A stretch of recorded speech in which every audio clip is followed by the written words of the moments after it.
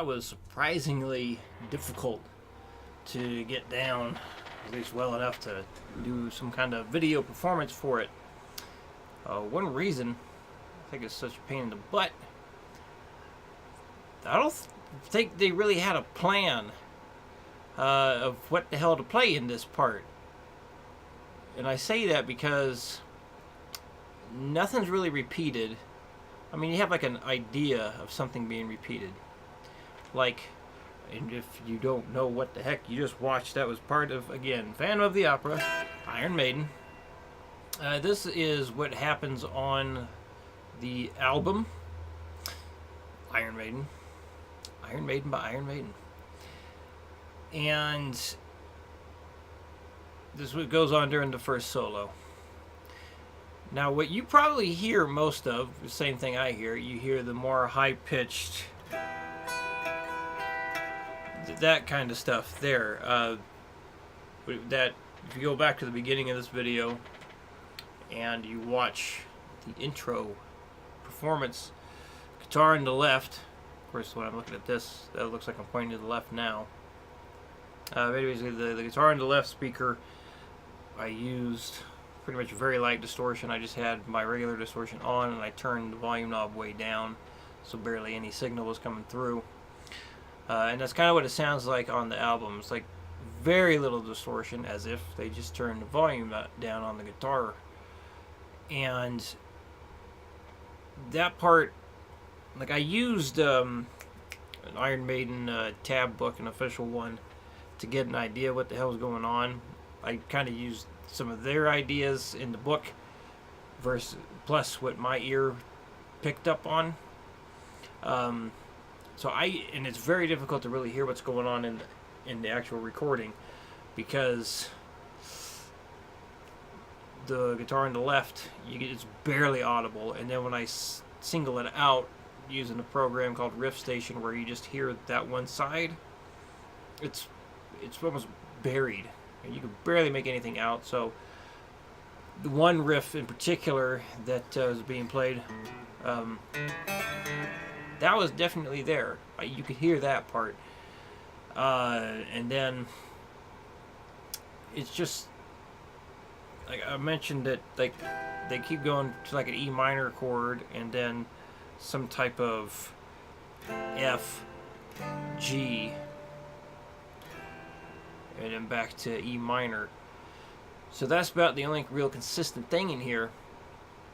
And if you listen to live recordings, that's just different too.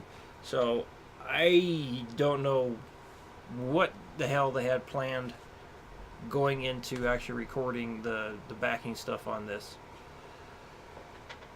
Because, yeah, it's completely different every damn repetition. So let's take a closer look at what we got here.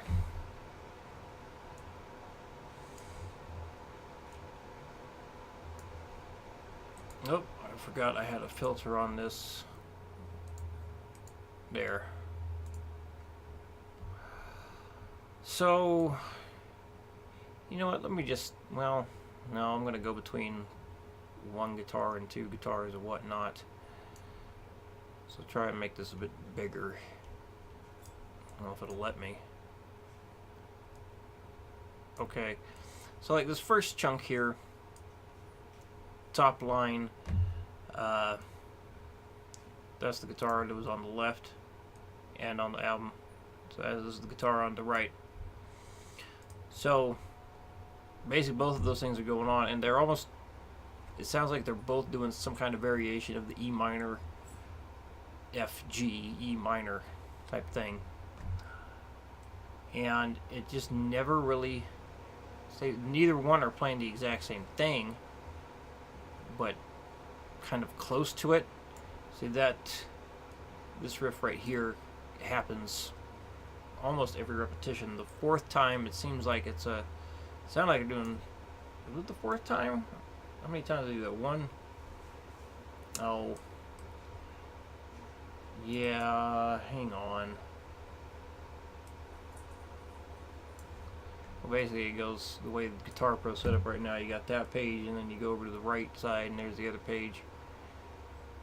But yeah, that riff, there it is again. That's the third time. Then it comes in again. Fourth time over here. So now let's actually get to like playing some stuff here. Let's look at one guitar at a time now.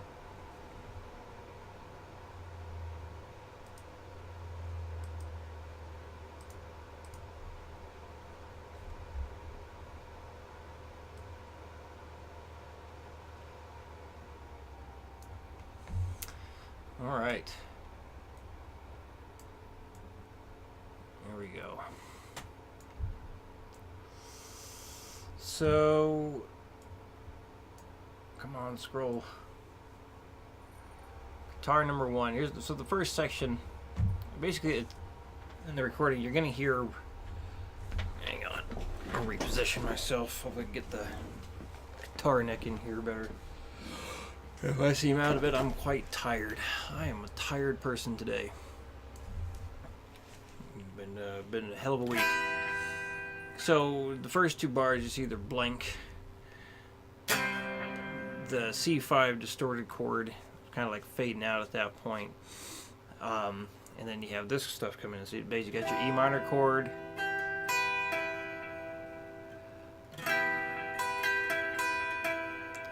And then you have an inversion of an F major chord, an inversion of a G major chord. And I'm trying to, and it sounds like in the recording, there's a bit of a arpeggio-like strum.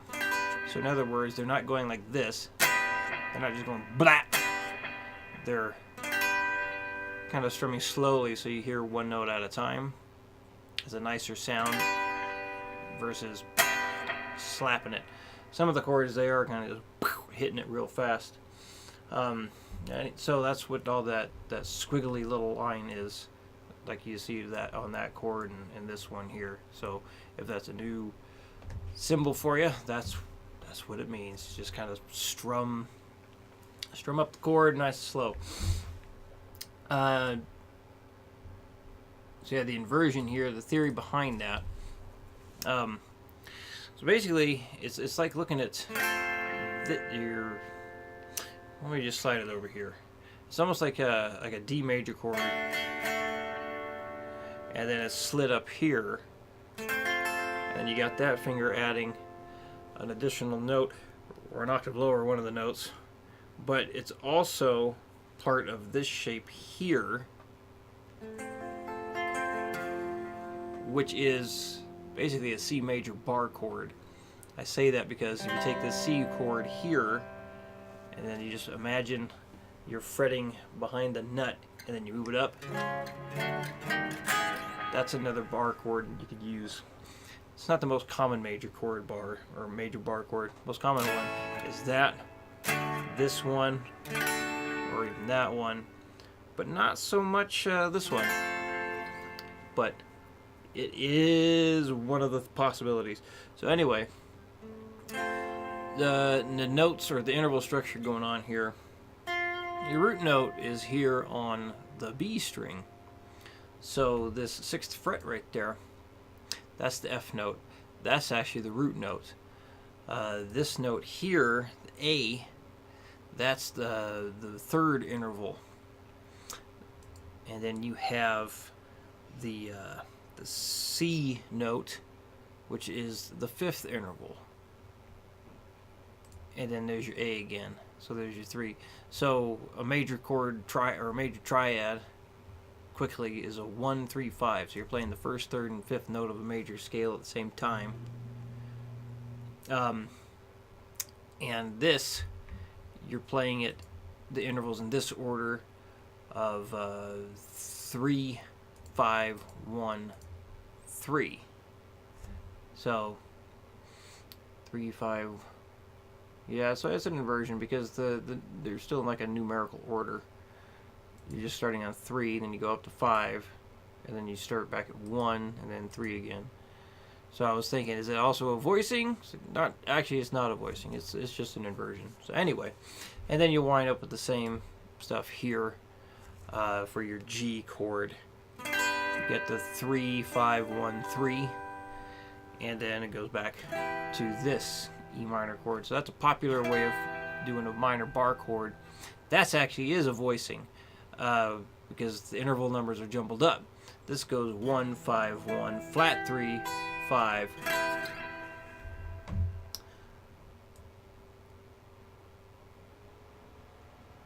And here, this is a weird part. Like it's kind of sounded like this in the recording. I mean, I definitely heard like this little pull-off section here, and these two other chords going on there.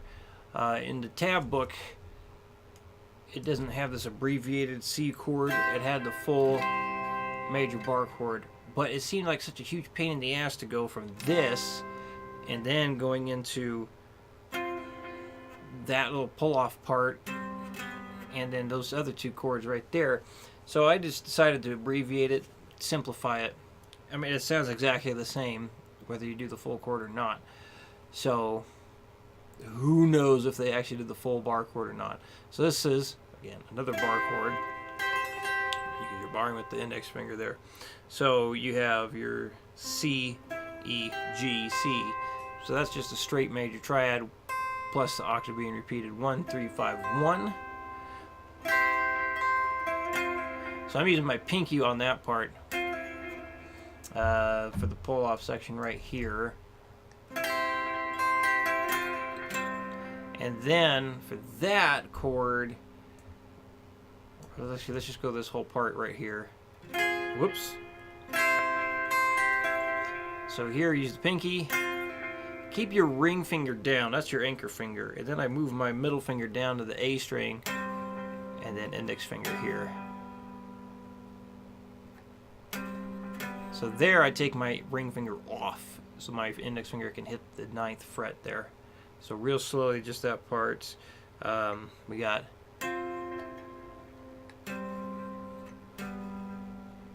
so hopefully you saw that.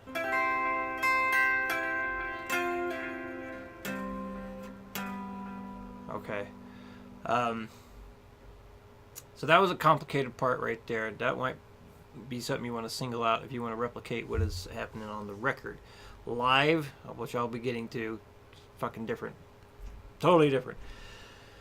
So then you got and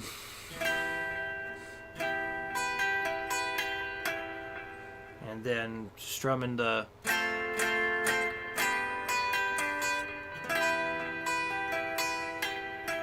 I started a sentence and I didn't finish it. Strumming that F chord into the G chord with a bit of arpeggio stuff there. I swear they must have just been like, well, this is basically what the chords are. I'm just going to hit the chords and then arpeggiate it how the hell I feel like it. I mean, that very well could have been what happened. So here we do have the full C chord that fit just fine. And to make things sound good with Guitar Pro, instead of just putting let ring across everything, and you may have seen that, you select a bunch of arpeggiated notes, and then you select the option of let ring, which is this guy right here. See how that popped up? It says let ring. Most likely you'll see that in tab books and whatnot, but I've had issues with using that option in Guitar Pro, and the let ring notes will just ring out way too long, and if you switch to another chord or whatnot, even though you changed fret numbers, all the previous fret numbers that are not being held anymore, they're still ring out in the MIDI sequence, whatnot. So I use a lot of tie marks now because it's mathematically the same thing. It looks kind of messy up here in the notation, but it works. So if you're wondering why are all these notes in parentheses here, you're not playing them. They're just ringing out from the previous bar. So the two lines up on the page now, nothing too fancy like the other, that whole thing.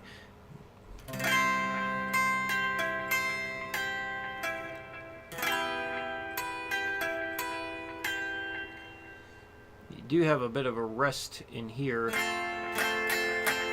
and then you got that rest there.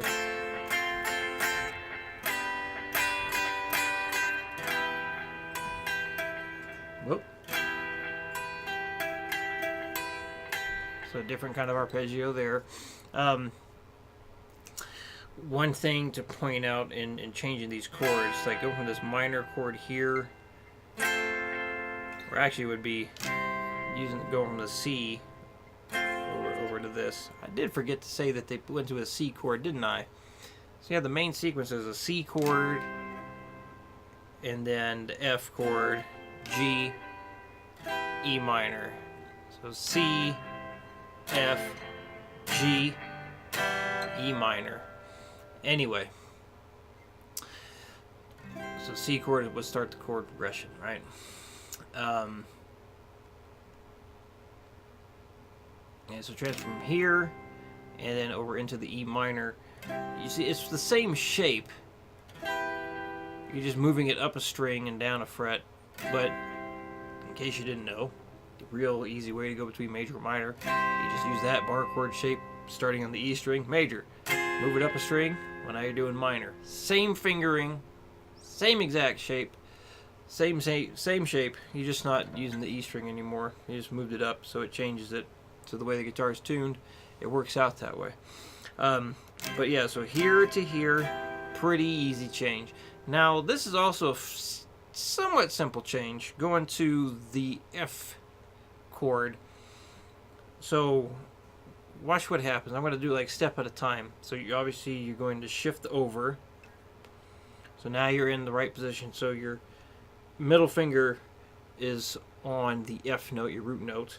Your ring finger is on the A note, which is going to be the bass note of this chord. Not the root note, but it is the bass note. So you take your pinky off, and you could just leave your barred index finger right there.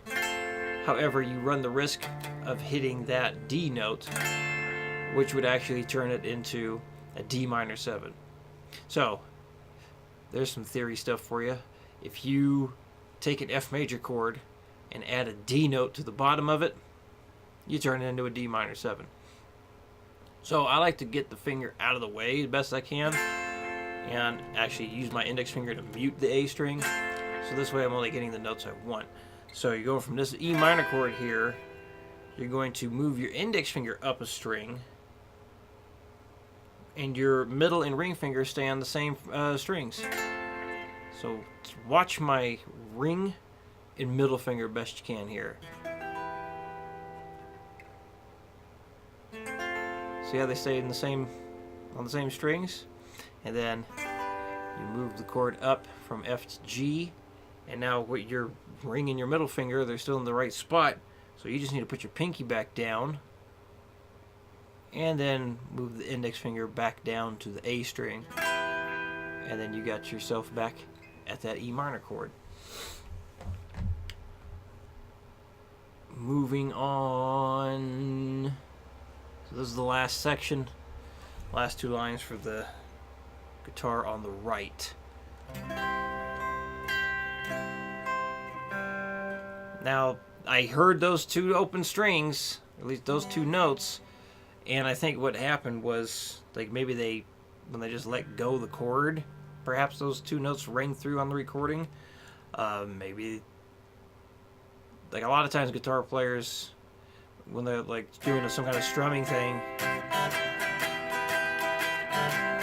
they're actually hitting a bunch of open strings. Even stuff like this.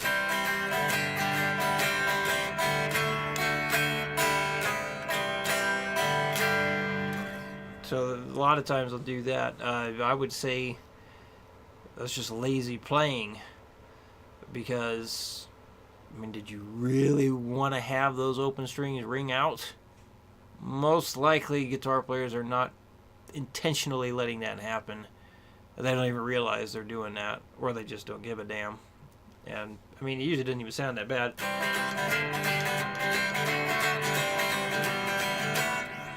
So, it's not a big deal, but anyway. So, yes, even Iron Maiden is capable of lazy playing, especially in the early days of recording and whatnot. I'm sure they don't even like the way the first album turned out as far as the audio production part of it. Songs I like, but not the overall sonic quality. So my guess is that was just a mistake, a little sloppy transition, and I just left it in there because you can barely hear it at all on the recording. Yeah, another part that was a pain in the ass to hear, the guitar on the right, when the guitar solo is doing the... Well, there's a harmony on top of that, which I'll be going over on the next lesson. And that's on the far right side of the stereo field as well. So it's burying the clean part that I was trying to fucking learn and put into this lesson. So that's another reason why this was quite a challenge, a surprising challenge this week. So that part is kind of covering up, like all the solo and whatnot covers up like these small mistakes, but when you single it out in the recording, well, you can hear it. It sounds fine in the recording, but it's kind of weird be doing it slow. But that's there. And then hitting those two notes together. I don't know, was it intentional? Probably not. Maybe they just wanted to go,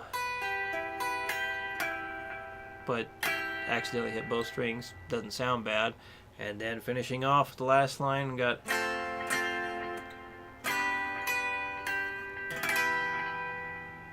So there's the clean guitar on the right. Now let's take a look at the other one. This is the one where I use the slight distortion. So let's get some slight distortion on here.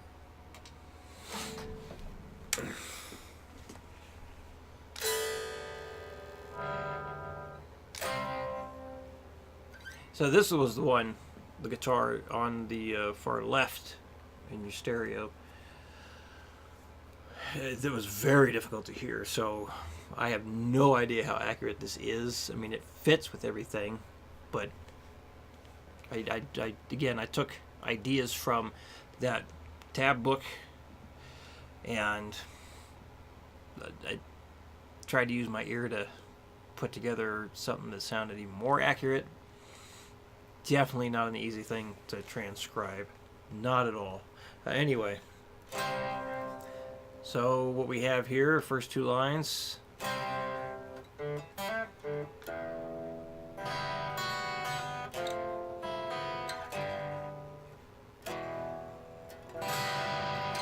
So after that first C5 chord, you got that riff that apparently I forgot the hammer on.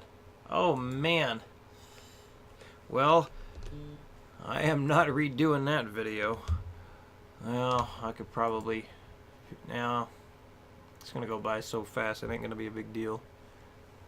Well, it's fixed for you guys on the attachments for this lesson. Anyway, so yeah.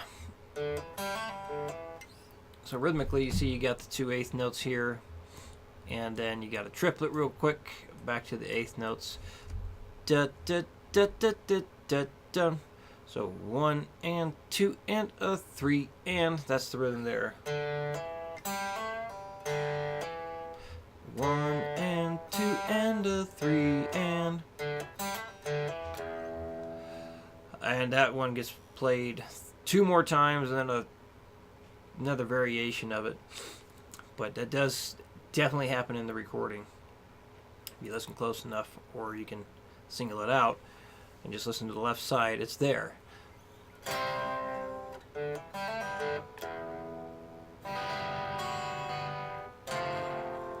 So here with this chord, that's an inversion of the F chord. I know we've covered that in some lesson somewhere, I don't remember where, but that's your that's the 5th interval, that's the root note there, the F, and then your A note there is the 3, so C is your 5, so 5, 1, 3. And I like those chords for metal-y things. It sounds good with distortion. Anyway, Oh yeah, I think I was going over that a lot in the happy birthday live stream. Anyway, so if you count all those notes there, so you got this, basically the F chord here, then you add in the B note. Well, if you add in the B, 1, 2, 3, that's your sharp 4. So you got the F, the sharp 4 there, and then the E note, that's the 7th interval. So this you could call this an F major 7 sharp 11, or F major 7 add sharp 11, because there's no 9 involved. But I like to simplify and just say F major 7 sharp 11, and that's what you got. So damn, Maiden is using a complex chord. I don't think they had that in mind. Like, we're going to use a really complicated chord here. I don't think so. Anyway, so you got that up to this G major chord, another inversion just like this F chord.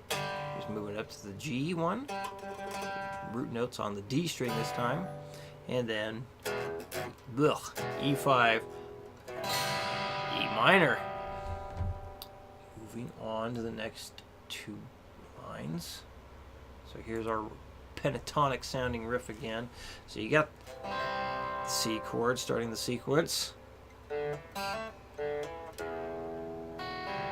Now this is interesting because pretty much everything is in the key of C major right now. The song has been in the key of G major or E minor, and now we're in the key of A minor because the F, G, C chords, and the E minor, they're all in the key, all the notes are in the key of A minor. But this F note, or this F sharp here, that is not in key. However, it fits in the recording. I definitely heard that F sharp note in there, and the tab book I used for reference also has it in there occasionally. So anyway, that old strum part there, those first 3 notes, the E, G, and B, that's an E minor triad. There's your 1, flat 3, and 5. The F sharp note there, that's a 2nd interval, or in this case, a 9th interval. So if you go E up a whole step, 2nd note in your E major scale, that's F sharp. Move it up an octave, you could call it a 9. So this is an E minor add 9 that they're playing right here. And then they're arpeggiating down an F major 7 up to a G6.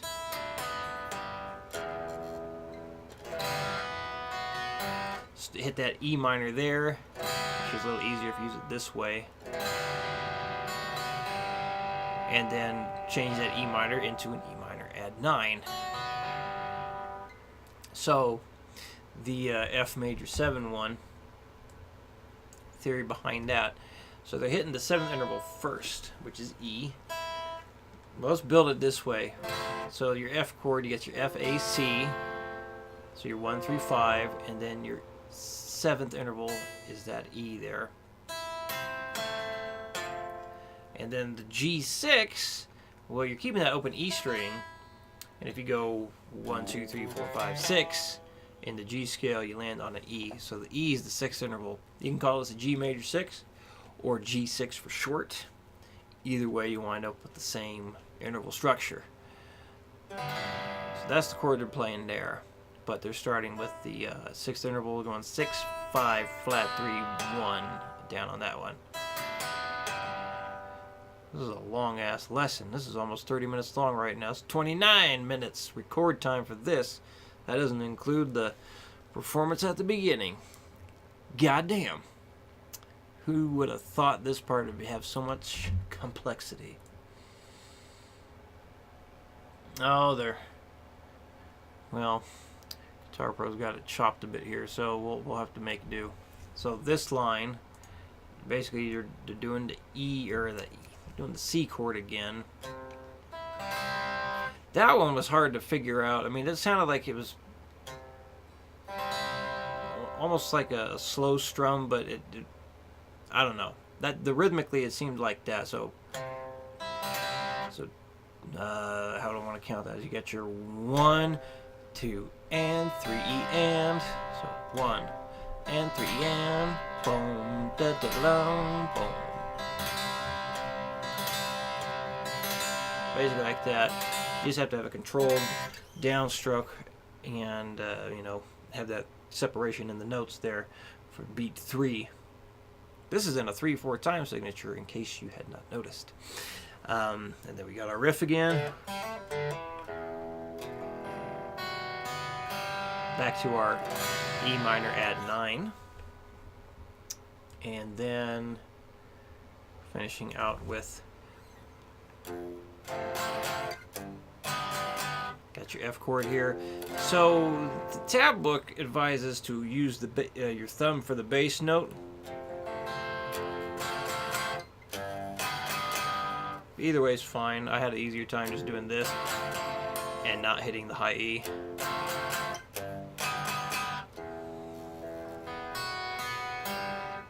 And then back to your E minor 9 there for that part. And then finishing out this section. So this is what I meant by there's like a variation of the riff. It was different in the tab book, and it sounded different on the recording. Was it done on purpose? I have no idea. No idea. But basically, we got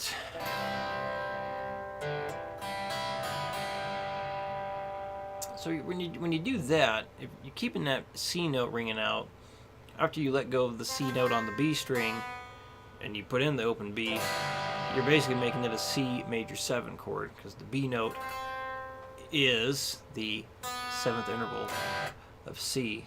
So it goes from a C major chord into doing a C major 7. So it was basically what's happening there. I know you're hammering on from the D. You really want to get technical. Well, the D note is the 9th. So all the note. Well, I'm getting carried away with theory. So never mind. Well, hell, now that I said it. Well, if you add in a B note and a D note to a C major chord, the B note makes it a C major 7. You add in the D, that's the 9th interval or 2nd interval. But when the 7th interval is present, you consider the 2 a 9. It makes it a C major 9 chord. So all the notes in there ringing out at one point or another combined make a C major 9. And then good old classic open E minor, and then we have our F major 7 arpeggio again to our G6, and then E. Yeah, there you go. Holy crap, was that a lot. So don't, because I said I wanted to go over it, let's take a listen to 2 different live Phantom of the Opera things here.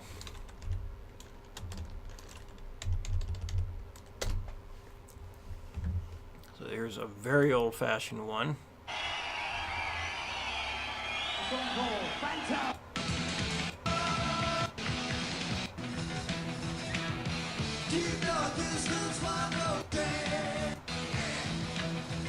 So Adrian Smith plays the backing track, or backing rhythm on this. And Dave Murray's solo has also changed quite a bit from the studio version to this recording and to the next one I'm going to show. So see if you can hear how different.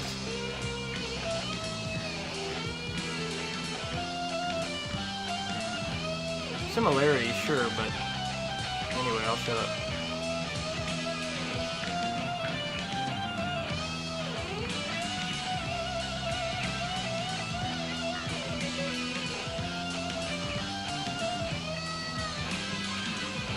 Now you can barely hear it. But all the notes that you hear here, you hear in this video, much lower in pitch than the notes you hear stand out on the album.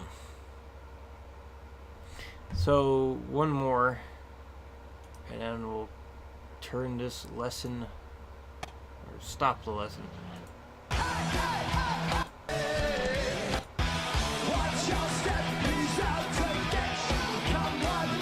Sound quality is way better on this more recent video, more recent concert. Dave Murray is so different on this one.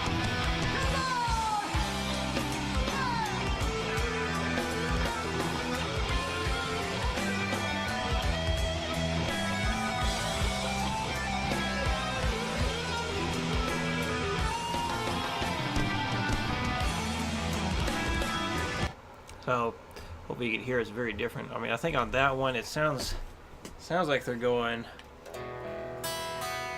Okay, so you got the C chord like before, or the C5, and then you have the.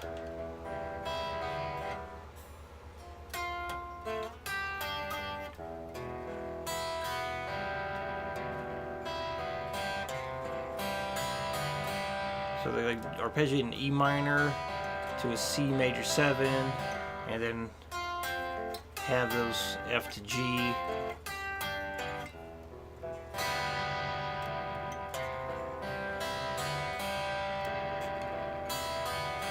Yeah, so it would be the C major 7 first, E minor, F, G, E minor, C major 7, E minor, F, G. So that's what it sounds like they're doing live now. Just playing in the more lower octave there for the most part. So there you go. Probably, I think this is the longest Patreon lesson to date. Crazy complicated with all them clean chords or slightly distorted chords together. So, a lot of stuff talked about on this one. As always, if you have questions, let me know. Next lesson is going to cover the solo that happens over this, and I bet you it's going to take a lot less time to go through. And done.